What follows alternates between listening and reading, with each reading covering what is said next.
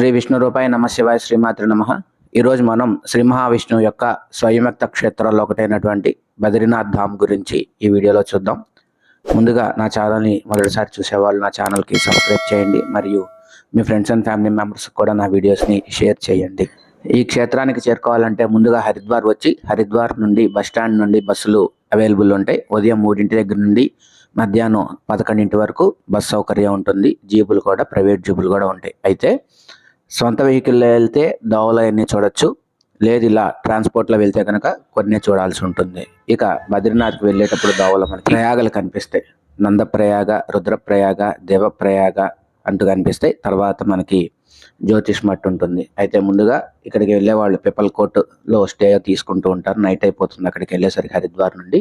పిపల్కోట్ తర్వాత జ్యోతిష్ మట్లో చూడాల్సినవి ఒకటి నరసింహస్వామి వారి ఆలయం, ఇంకొకటి మనకు అక్కడ ఆదిశంకరాచార్యులు వారు స్థాపించినటువంటి 4 పీఠాల్లో ఒకటైనటువంటి శంకరపీఠం కూడా అక్కడ ఒకటి ఉంది.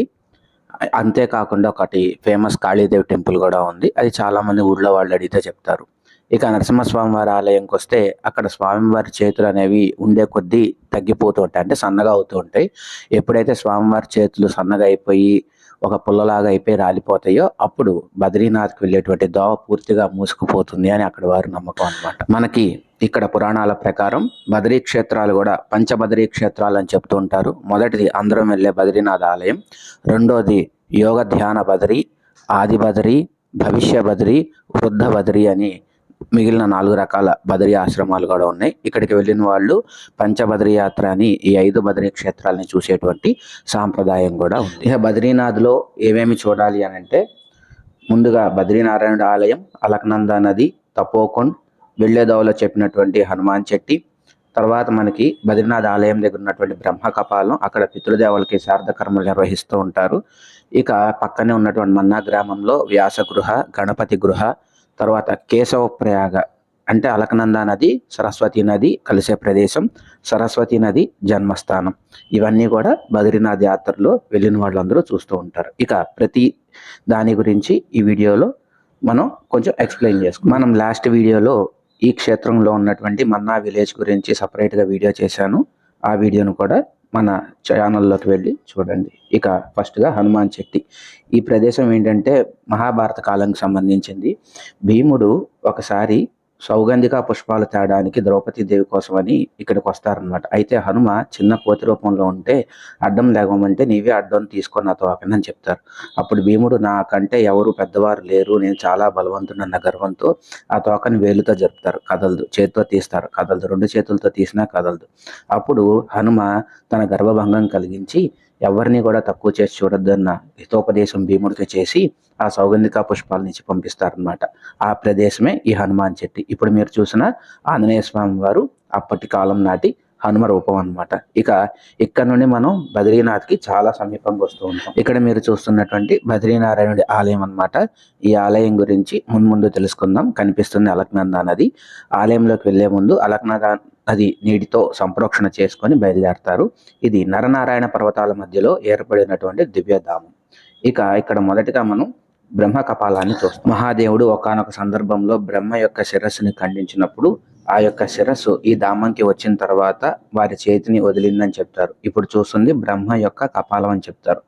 ఇక్కడ మనకి గతించిన వారికి పిండ ప్రదానాలు చేస్తారు. గురువులు, తల్లిదండ్రులు, స్నేహితులు ఎవరికైనా చేయవచ్చు. ఆ విధంగా చేస్తే వారికి మోక్షం కలుగుతుంది అని చెప్తారు. ఇంకొకటి ఏంటంటే అక్కడ ఎవరైనా కానీ పిండ ప్రదానాలు చేస్తే ఆబ్దికాలు, సంవత్సరికాలు చేయని పక్షంలో ఆ దోషం రాదని చెప్తారు. బద్రీనాథ్ వచ్చిన వారు ఖచ్చితంగా తప్తకొండంలో స్నానం ఆచరిస్తారు. ఎందుకంటే ఇక్కడ పంచశిలలు అని ఈ నీటిలో ఉన్నాయన్నమాట. ఆ పంచశిలలు ఎవరు అంటే నారద, నృసింహ, వరాహ, మార్కండేయ శిలలు ఇక్కడ ప్రతిష్ఠించబడి ఉన్నాయి. ఇవి చాలా వేడిగా వస్తుంటాయి. ఏ కాలంలో అయినా 45 degrees నియర్లీ టెంపరేచర్ అనేది ఉంటుంది. లోపలికి దిగడానికి కూడా అవకాశం ఉంటుంది. ఈ నీటిలో స్నానం చేస్తారు. నీళ్ళల్లో హెర్బల్ క్వాలిటీస్ ఉండటం వల్ల ఆర్థరైటిస్ తగ్గిద్దని ఇక్కడ వారు చెప్తూ ఉంటారు. ఇక్కడ నీరు ఎక్కడి నుండి వస్తుందో ఎవరికీ తెలియదు. ఆడవారికి, మగవారికి సపరేట్గా గుండాలు ఉంటాయి. ఇక స్నానం చేసిన తర్వాత ఇక్కడ నుండి స్వామివారి దర్శనంకి బయలుదేరతారు. ఇక నరనారాయణుడు అవతరించడానికి కారణం ఏంటి అంటే మానవ కళ్యాణార్థం విష్ణుమూర్తి అంశతో నరనారాయణుడు భూమి మీదకి వచ్చి ఈ ప్రదేశంలో తపమాచరించారని పెద్దలు చెప్తూ ఉంటారు. అలా తీవ్రమైన చలి మంచులో తపమాచరిస్తున్న నారాయణుడిని కాపాడటానికి శ్రీ మహాలక్ష్మి అమ్మవారు రేగి చెట్టుగా అంటే బదరీ చెట్టుగా స్వామివారికి నీడని కల్పించారు. అందుకే దీనిని బదరీవనమని, స్వామివారిని అమ్మవారితో కలిపి బదరీ నారాయణుడని పిలుస్తూ ఉంటారు అన్నమాట. అయితే ఇక్కడ మరొక విశేషం ఏంటంటే గర్భాలయంలో స్వామివారు ఒక్కరే కాకుండా మనకి కుబేరుడు, లక్ష్మీదేవి, నారద, గరుడ, నర, నారాయణ, గణపతితో సహా దర్శనమిస్తారు. మరొకటి ఏంటంటే ఇక్కడికి వెళ్ళే భక్తులకి నేను చెప్పే ఒక టిప్ ఏంటి అని అంటే లోపల స్వామివారు ఎవరు అని కనుక్కుంటానికి కష్టం. చాలా చిన్న మూర్తులు అనమాట. పెద్దగా ఉన్న కిరీటం ఏదైతే మూర్తికి ఉందో ఆ మూర్తే స్వామివారి మూర్తి. బయట గరుడు ఇలా ఉంటారు, లోపల కూడా మళ్ళీ గరుడు మనకి దర్శనమిస్తారు.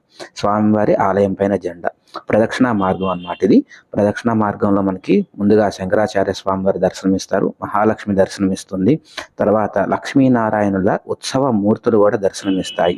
ఇదే క్రమంలో మనకి ప్రదక్షిణ మార్గంలో స్వామివారికి జెండాలు కడతారన్నారు కదా, ఆ జెండాలని ప్రసాదంగా అమ్ముతూ ఉంటారు, తీసుకునే వాళ్ళు తీసుకోవచ్చు. గర్భాలయంలో స్వామివారు ఈ విధంగా దర్శనమిస్తూ ఉంటారు మనకి. ఇక ఇంచుమించుగా స్వామివారి నిజరూపం ఇలా ఉంటుందని ఈ మధ్య నెట్లో వైరల్ అయింది. ఆ ఫోటో మీకు అందిస్తున్నాను.